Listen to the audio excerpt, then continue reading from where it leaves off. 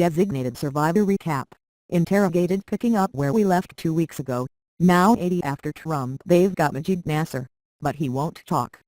The look on President Kirkman's face is one of confusion, and then of frustration, because he can tell he's going to have to tap into Bauer mode and get information for himself. Where's a big lighter and a plastic spoon and a glass of Newman's own lemonade and some embalming fluid, he most certainly thinks to himself. The president has a meeting with the governors. En route, he sees his security guard, Mike, and a completely random conversation takes place. We learn Mike will not be accompanying Jack to the event, and instead is going bowling with his brother. So, get ready for one of two things: Mike is about to die or Mike is a mole for the terrorists. Sorry to keep it so real, but that's what's up. We go to the meeting, which is a fancy dinner for all the governors. In the corner, we see the White House press corps, something that could not exist come 2017. Jack is giving a hell of a speech, even making people laugh, something we haven't seen a lot of so far.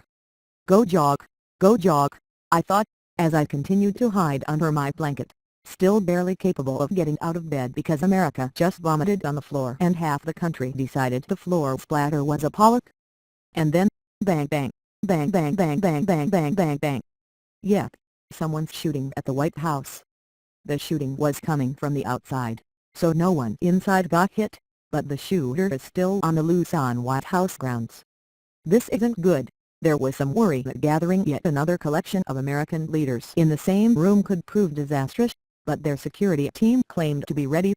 Apparently, not ready enough. As I typed that last sentence, I said, apparently, not ready enough in movie trailer voice. So you know. During the hunt for the shooter, guess who we see? Mike. He never even made it to bowling. He's already back to help find this shooter. And wouldn't you know it, he spots the dude. And wouldn't you know it, he shoots and kills the dude. And wouldn't you know it, he also gets shot while shooting and killing the dude. If you hear that someone's going bowling, they're getting shot 5 minutes later. That's TV writing 101. On the Malik YBA and Maggie front, they're in a pickle. Right before the shot sprang off, Aaron and Emily ran into McLeish at the party and wanted to know if he would be interested in the VP position, his answer being yes. This is stressful for YBA because the FBI is involved in the vetting process, but only YBA and Maggie know that McLeish is definitely dirty. Since, you know, he found a way to hide in the secret bomb shelter in the Capitol when everyone else died. Oh, there's something else I forgot. Apologies, I was a little distracted thinking about how Kirkman had never been elected or held a military position and is now president, much like Trump, except for the fact that Kirkman doesn't want a total and complete shutdown of Muslims entering the United States. But I digress. Here's what I forgot to mention: the shooter at the White House pledged his allegiance to Nassar. Now that we know about McLeish, it's pretty clear that Nassar isn't behind the Capitol bombing. But until the McLeish intel is known, everything that's Nassar related is going to seem connected to the original attack. Eventually, Jack goes back to a big room with all the governors to have a meeting about appointees. That lady in the middle. Trouble. We already saw her earlier, giving the president sass, and she's back at it in the meeting. Something to note, this show paints governors like monsters. And maybe they are, but OW side of the terrorists, the show's second biggest bad guys are the leaders of each state. And in this room, in the White House, Jack's home, this lady begins to essentially put Jack on trial with the quiet support of her fellow governors. She says he needs to answer all of their questions and then they'll consider doing what he wants. It's mad rude. With that said, maybe the governors will do this to President Trump, he, also an unproven leader. Maybe they'll make him pass a spelling bee. That'd be fun. The only problem is that if he misspelled the word, he'd say the way he spelled it was right, and then he'd ban the spelling of non-English words and have these killed at an even more alarming rate. I don't know if it's clear, but my heart's not really in this episode. But we're going to get to the end, I promise. Back to the governor's meeting. You don't need much context, so just know that Jack says, it's over, and I'm not talking about the presidency, I'm talking about the country as we know it. Just know that. Anyway, Jack has agreed to the governor's interrogation against the advice of Emily and Aaron. equally smart and / or dumb. AAL Penn gets flirty with someone in the press corps, which is very West Wing CJ and Danny. I can't wait for everyone to find out about it and / or for her to be a terrorist. This show loves a good parallel scene thing, so we get another big one this week.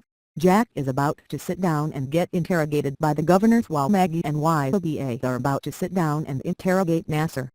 Here's how it goes for Jack. A few of the governors gang up on him and it all ends with him basically saying, "Well, maybe I'm not fit to be the president." And then he walks out. This episode is spiraling, but I'm not sure if it's in a good or bad way. The FBI gets Nassar to essentially admit that he and his group are taking the blame for someone else's bombing. It doesn't tie the Capitol attack straight to McLeish, but it's a step in the right direction. As for the governors, Jack goes back in the room and makes a speech. It turns out enough of the governors will get behind him, as long as he halts all immigration into the country until the dust settles. This is basically what the scene is like, and then it's time for another storyline. A bunch of refugees needed to land in Florida, but the governor was being terrible. Again, governors on this show are monsters. White FLOTUs figured out a way to get them clearance in Missouri, but Jack had to do a deal to get them sent elsewhere. WFLOTUs is furious, saying these people were promised a better life in America. Jack's response: "They're going to Canada." You can hear it in his voice. He knows it's better there. This episode ends with all types of cliffhangers, as Designated Survivor always does. AAL Penn is about to go on his first date with the journalist, but she wants to ask him about something she heard from a source first, that President Kirkman is not Leo's dad. AAL's expression shows that he does not know about this development. And then right before it all ends, Maggie and YBA get a call. It's about Nassar. He's dead. He's so dead. Dead in his cell. Dead, dead, dead. This will be a much more enjoyable show to watch next week. But come next year and seasons to come, it'll take on an entirely new meaning. President Kirkman will act less as a metaphor for the current president, and more as a much-needed escape from reality. See you next Wednesday.